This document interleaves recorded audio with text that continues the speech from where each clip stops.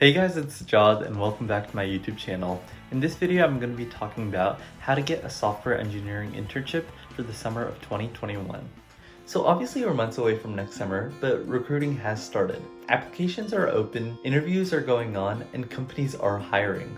Now, albeit recruiting is looking much different this year, it's virtual, and although there aren't those in-person career fairs or events, that shouldn't really discourage you from applying and really putting your best foot out there.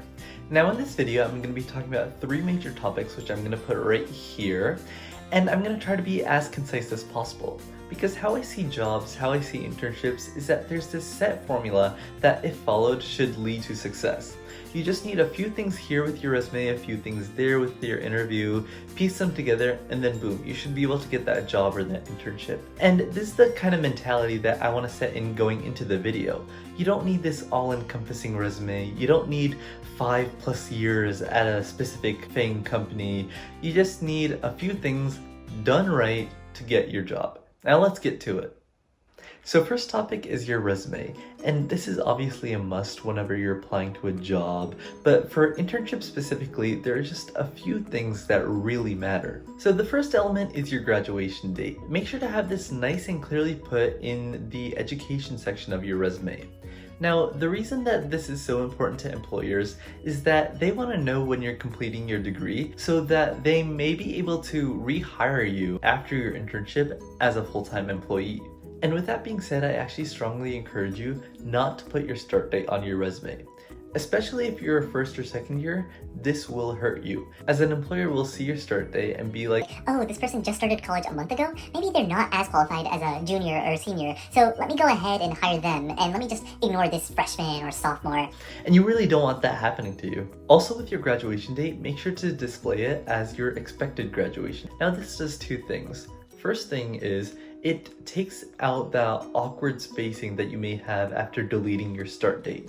So for example, if on your resume you currently have started college August 2019 to May 2023, you can just have expected graduation May 2023, and it kind of fills in that space that you would have. The second benefit with putting your graduation date as an expected graduation is that in the case that you end up spending an extra semester at college, whether you find some research opportunities or take extra classes, and you already submitted your resume to some companies and they're expecting you graduate in a specific term, then it kind of helps you avoid any sticky situations, because after all, you just put expected graduation. The next important part of your resume is your top experience, whether that's work, projects, or extracurriculars. And make sure to have this right after your education section of your resume. And with this, don't worry if you don't have anything too amazing. All you need to remember is that whenever you're presenting yourself and your resume to a recruiter, is that to have a nice and meaningful sounding story behind this experience. Make it sound like this is the experience that really helped you learn leadership and communication skills. Make it sound like this was an eye-opening experience that really helped you dive deep into a new field that you haven't dealt with before. Also on your resume, make sure to include numbers, statistics, and figures.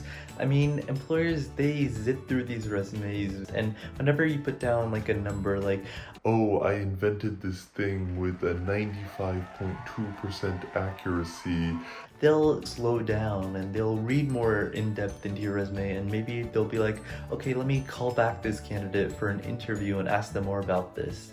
I mean, don't make up any of your numbers, obviously, but still, if you have numbers that you could think of that relate to your experience somehow, try to put that onto your resume. Lastly, make sure to add a skills section onto your resume with all the coding languages that you know, starting with the important ones like Java and Python. And make sure not to quantify any of your languages. Don't say like, I'm a beginner at Java or intermediate at Python. It really doesn't help. You either know it or you don't. And by quantifying your knowledge, you actually send a message to your recruiter like, maybe I'm not that experienced in this language, or I don't really know that much. I'm just kind of slapping this on my resume to make it like look nice, and you really don't want your recruiter thinking that. And make sure if you get to the interview stage to brush up on any of the skills or languages that you put on your resume in case they ask any questions about those. Also, kind of like an aside, make sure your resume is parsable. Make sure that when you're actually submitting it to something online, it's filling all the text fields all nice and neat. And when you're actually typing out your resume, you don't need anything fancy. You don't need like Canva or any fancy software. Although they do make your resume look really nice with all the cool colors and fonts, it really doesn't help. It really doesn't matter. All software engineering recruiters are looking for are key components, and if you have those, it doesn't matter what you use. You could use Microsoft Word. That's all that really matters. So now for the second topic, interviews. And I'm sure you all know that there are two types of interviews: technical, coding, and also behavioral. And I'm actually going to go ahead and save behavioral for another video. There's just way too much content to be discussed as I'm trying to keep this video kind of concise. So I'm going to be talking about coding and technical interviews in this video. And with coding and technical interviews, it's all about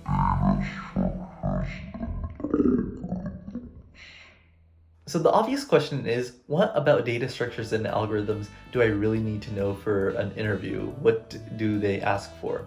So when it comes to data structures, first is that it's all about recognizing what structures that you need to help your program work more efficiently. Say, for example, you need something to maintain a last in, first out order. You need to be able to recognize that, oh, I need a stack. Or you want to maintain the minimum element in your program in certain parts. You need to know that you need a min heap. And things like that. You need to be able to use these structures that you know in application for a certain problem. Now about algorithms. 95% of algorithm type problems are all dealing with graph algorithms, specifically BFS, breadth first search, and DFS, depth first search.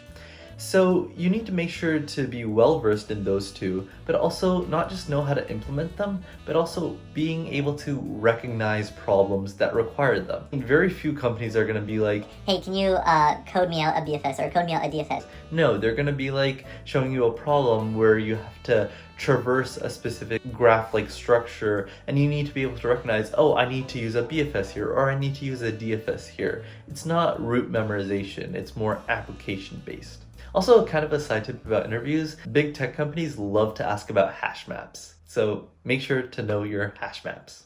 So for the third topic, connections. Now this isn't exactly an essential like a resume or knowing how to do an interview is, but if used right, this can really serve to your advantage. Now, if you know anyone that works at a company that you would like to intern for that could put a good word on your behalf, then they would submit a referral or reference, and basically what would happen is that would boost your chances of getting an interview or a potential offer with that company. Now, essentially how this works is reach out to as many people as you know at companies that you would like to work for. Send them your resume and send them what job position you're seeking.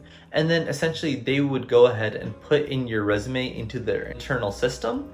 And then that system will go ahead and reach out to you with an application link, and then you can go ahead and fill out your information. Now, that's the case if you know someone who works at a company that you want to work in. But say you don't. Say, for example, you want to work at eBay as a software engineering intern, and you know no one that works at eBay. Then what I really recommend you to do is network. Reach out via LinkedIn or any other virtual platform. And once you connect with certain software engineers at eBay via LinkedIn, then type a little message in the chat and be like, Hey, my name is Sajad. This is who I am. I want to have a 10 to 15 minute conversation with you about your experiences at eBay and talk about potential opportunities for me.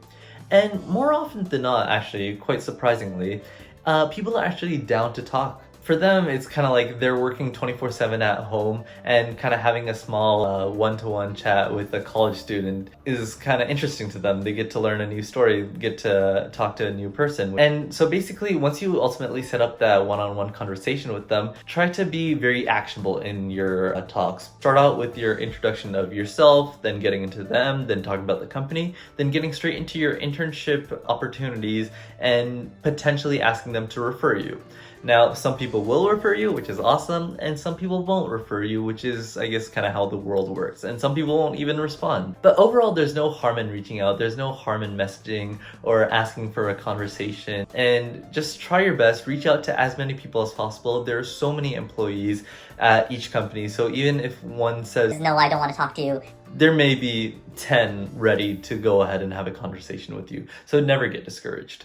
Well, yeah, so those are my tips and tricks for getting a software engineering internship for summer of 2021. I really hope this video was informative and beneficial, and you realize that you don't need to have extraordinary qualifications to get a software engineering internship at any company. And lastly, if you really enjoyed this video, be sure to hit the like button and comment down below. And if you want to see more videos, be sure to hit the subscribe button, and I'll see you all in my next video.